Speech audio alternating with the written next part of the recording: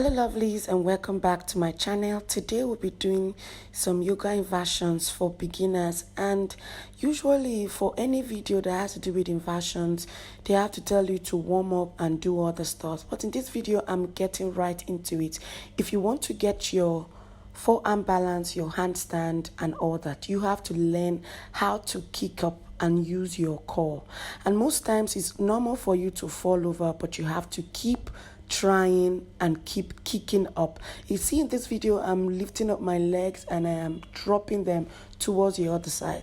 What this does is that it helps to keep your spine very warm and it allows you to push yourself a little forward. Now guys, after you have done the kicking up, you want to rest your back and go to shoulder stand. Shoulder stand is quite easy because you want to support your hips and your waist and just play around with your legs a bit. Beginners, don't be scared to fall over, because I do consider myself as not just a teacher but also a beginner, because sometimes you want to fully be immersed in your practice, not afraid of falling, not afraid of failing. So guys, make sure you try your best to completely surrender in it and just be aware of what your body is doing.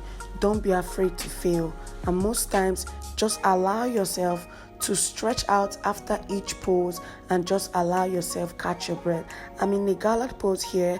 I lengthen my groin and just sit there, slowing down my energy.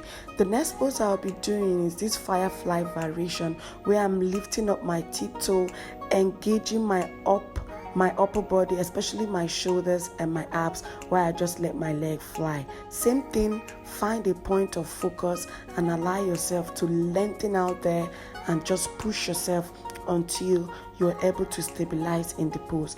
Now back to learning our handstand, because this is an inversion for beginners.